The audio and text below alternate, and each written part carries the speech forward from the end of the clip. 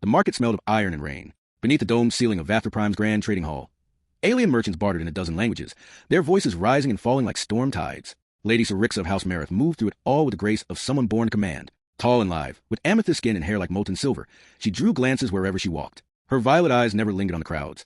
She was here for business, not amusement. Behind her, two servants carried the rare minerals she had come to sell. She had already arranged the next shipment with the merchant guildmaster when something unexpected caught her attention. A cage. Inside it stood a man. He was tall for a human, with sun-browned skin and dark, unruly hair. His hands were shackled, his back straight despite the chains. The merchant selling him rattled off details in a bored tone. Strong labor, speaks 3 languages, survived 2 mining accidents without complaint. Clearly, the man was no stranger to hardship. Syrixa's people, the Illyrians, viewed humans as curiosities, useful for work on colonies too hostile for delicate Illyrian lungs. To her, this man was nothing unusual. But then he raised his eyes and met hers. They were a deep, storm-gray color, sharp with defiance, yet holding something else beneath it. Not hatred. Not yet. For a moment, Syrixa felt something. She ignored it. Add him to my purchase, she said coolly. The merchant's crest flicked with pleasure. At once, my lady. The man didn't protest when the papers were signed. He didn't beg, didn't plead. He simply watched her with that same steady gaze, and Syrixa, who had faced assassins and politicians without blinking, found herself strangely unsettled. ####, a name spoken in chains. She learned his name 2 days later. Darin, he said simply when she asked. His voice was low, rough-edged, like someone who didn't speak often. They were aboard her private ship now, bound for her estate on Vathra's northern continent. Darin had been cleaned, fed, given simple clothes instead of rags, but the cuffs remained on his wrists. You speak Illyrian well, she remarked. He shrugged slightly. Learn from traders. Helps to know the language of the people holding the chains. There was no fear in his tone, just dry, biting honesty. Syrixa studied him for a moment. Most slaves avoided her eyes, eager to please or afraid to anger her. Darin didn't. Do you resent being bought? She asked. A faint, humorless smile touched his mouth. Do you want the truth or the polite answer?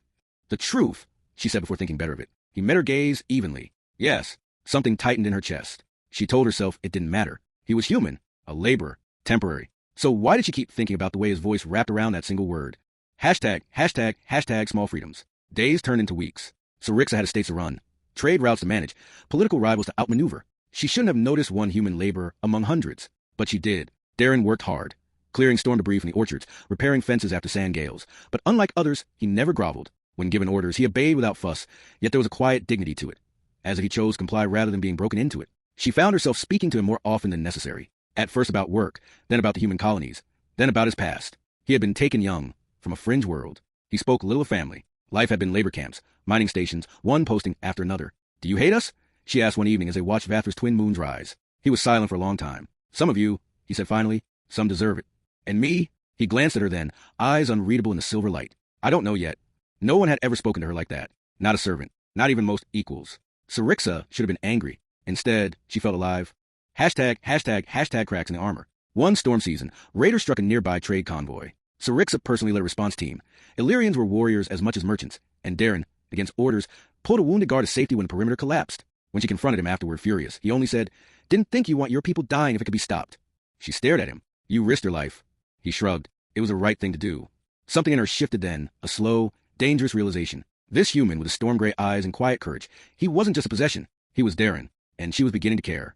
#### the forbidden thing. Illyrians didn't fall in love with humans. It was absurd. Scandalous. They lived longer, held power and wealth beyond human imagining. To even think of such a thing was to invite ridicule at best, exile at worst. But Syrixa couldn't stop the warmth in her chest when Darin smiled. Rare, small smiles that felt like they meant something when they were for her. She started giving him small freedoms. Unlocked cuffs, better quarters, work that kept him near the manor instead of out in the storms. One evening, as rain lashed the windows, she found him in the library, of all places, studying a map. Plan an escape? She teased lightly. He didn't smile. I was wondering what's beyond the northern mountains. No colonies, she said. Just wildlands. Dangerous.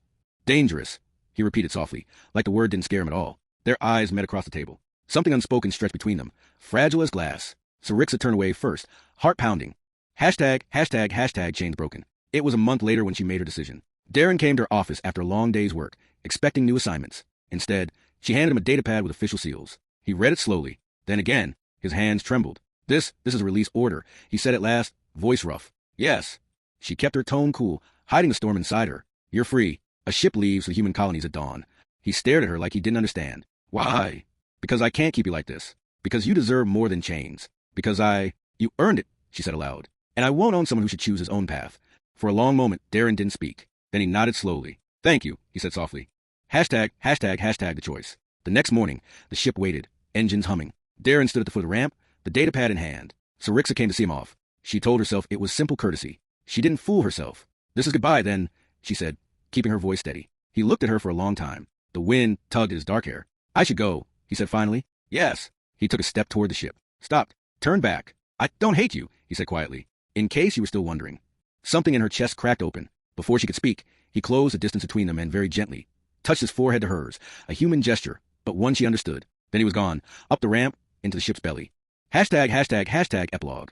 Across the stars. Weeks passed. Syrixa threw herself into work, into politics, into anything that wasn't a memory of storm gray eyes. Then, one evening, a message arrived. It was from a human colony. From him. Not staying here long, it read. Asterisk, heading north, beyond the mountains. Thought you want to know I'm free, alive, and I miss talking with you. Asterisk. Syrixa read it 3 times, her pulse hammering. Then she began drafting a reply. Maybe, just maybe, some chains were never meant to hold.